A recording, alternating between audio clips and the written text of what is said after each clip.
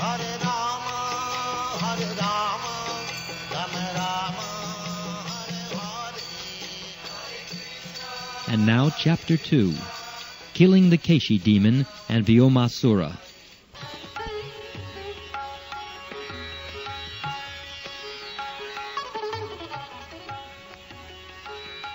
After being instructed by Kamsa, the demon Kesi assumed the form of a terrible horse. He entered the area of Vrindavan, his great mane flying and his hooves digging up the earth. He began to whinny and terrify the whole world.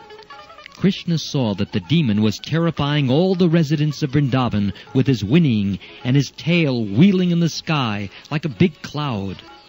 Krishna could understand that the horse was challenging him to fight.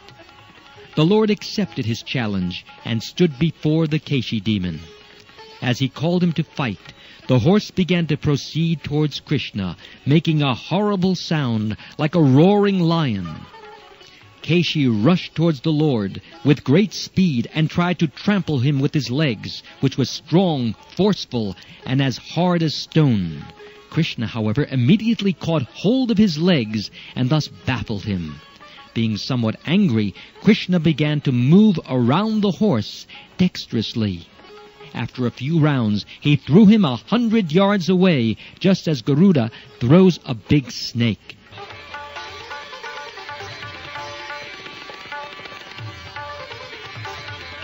Thrown by Krishna, the horse immediately passed out. But after a little while, he regained consciousness, and with great anger and force, rushed toward Krishna again, this time with his mouth open. As soon as Kesi reached him, Krishna pushed his left hand within the horse's mouth. The horse felt great pain, because the hand of Krishna felt to him like a hot iron rod. Immediately his teeth fell out. Krishna's hand within the mouth of the horse at once began to inflate, and Kesi's throat choked up. As the great horse began to suffocate, perspiration appeared on his body, and he began to throw his legs hither and thither. As his last breath came, his eyeballs bulged in their sockets, and he passed stool and urine simultaneously. Thus the vital force of his life expired. When the horse was dead, his mouth became loose, and Krishna could extract his hand without difficulty. He did not feel any surprise that the Kesi demon was killed so easily, but the demigods were amazed, and out of their great appreciation, they offered Krishna greetings by showering flowers.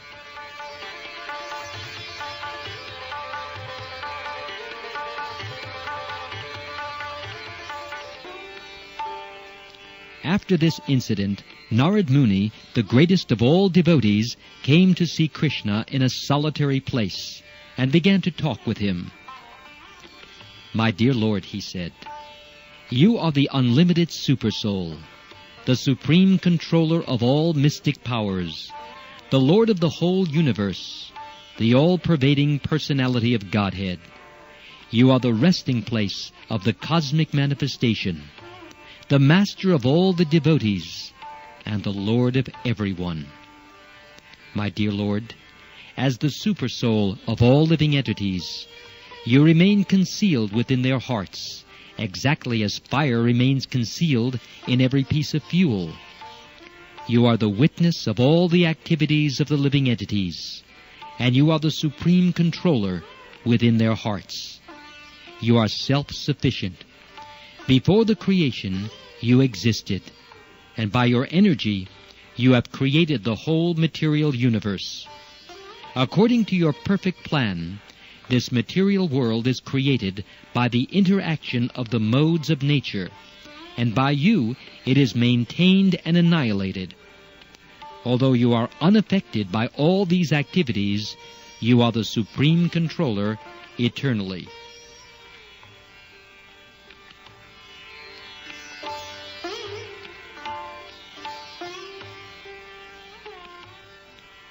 My dear Lord, you have advented yourself on the surface of this world just to kill all the so-called kings who are actually demons. These hobgoblins are cheating people in the dress of the princely order. You have advented yourself to fulfill your own statement that you come within this material world just to protect the principles of religion and annihilate unwarranted miscreants. My dear Lord, I am therefore sure that the day after tomorrow I shall see demons like Chanura, Mushtik, and other wrestlers and elephants, as well as Kamsa himself, killed by you. And I shall see this with my own eyes. After this, I hope I shall be able to see the killing of other demons, like Shanka, Yavan, Mura, and Narakasura. I shall also see how you take away the Parijat flower from the kingdom of heaven, and how you defeat the king of heaven himself.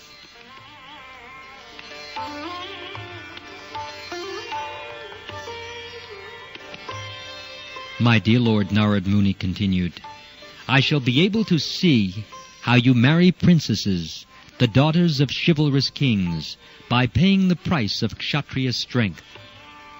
Whenever a Kshatriya wants to marry a very beautiful and qualified princess of a great king, he must fight his competitors and emerge victorious. Then he is given the hand of the princess in charity. I shall also see how you save King Nriga from a hellish condition, said Narad Muni. This you shall enact in Dwarka. I shall also be able to see how you get your wife and the Shamantaka jewel, and how you save the son of a Brahmin from death after he has already been transferred to another planet. After this, I will be able to see you kill the Pondrak demon and burn to ashes the kingdom of Kashi. I will see how you kill the king of Cheti and Dantavakra in great fights on behalf of Maharaj Yudhishthir. Besides all this, it will be possible for me to see many other chivalrous activities while you remain in Dwarka. And all these activities, performed by your grace, will be sung by great poets for all time. And at the battle of Kurukshetra, you will take part as the chariot driver of your friend Arjun, and as the invincible death incarnation, eternal time, you will vanquish all belligerents assembled there. I shall see a large number of military forces killed on that battlefield.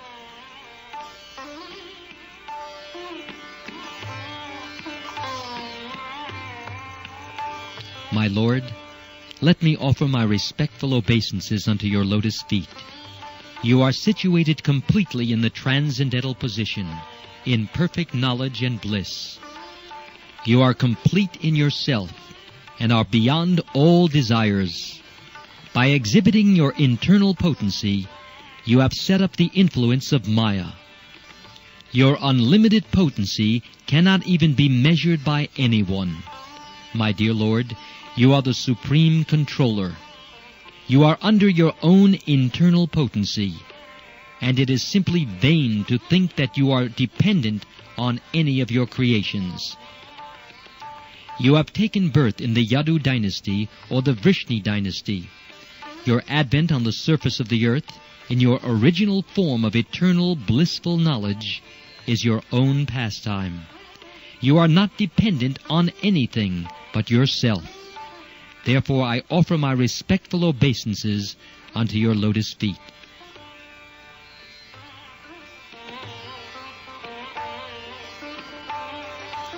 Narad Muni wanted to impress upon people in general that Krishna is fully independent.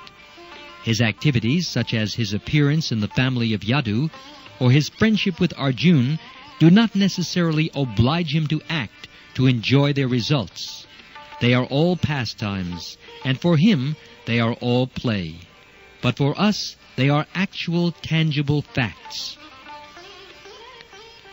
After offering his respectful obeisances to Lord Krishna, Narad Muni took permission and left.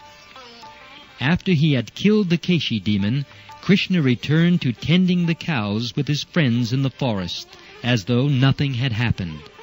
Thus Krishna is eternally engaged in his transcendental activities in Vrindavan with his friends, the cowherd boys and gopis.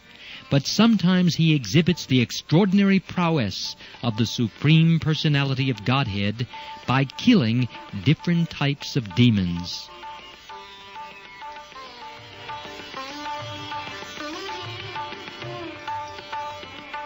Later that morning, Krishna went to play with his cowherd boyfriends on the top of Govardhan Hill.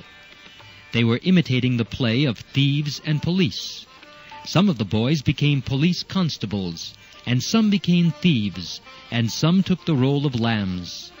While they were thus enjoying their childhood pastimes, a demon, known by the name of Vyomasura, the demon who flies in the sky, appeared on the scene. He was the son of another great demon named Maya. These demons can perform wonderful magic. Vyomasura took the part of a cowherd boy, playing as thief, and stole many boys who were playing the parts of lambs. One after another, he took away almost all the boys and put them in the caves of the mountains and sealed the mouths of the caves with stones. Krishna could understand the trick the demon was playing. Therefore he caught hold of him exactly as a lion catches hold of a lamb. The demon tried to expand himself like a hill to escape arrest, but Krishna did not allow him to get out of his clutches. He was immediately thrown on the ground with great force and killed, just as an animal is killed in the slaughterhouse. After killing the Vyom demon, Lord Krishna released all his friends from the caves of the mountain. He was then praised by his friends and by the demigods for these wonderful acts. He again returned to Vrindavan with his cows and friends. Thus ends the Bhaktivedanta purport of the second volume, second chapter of Krishna, killing the Kesi demon and Vyomasura.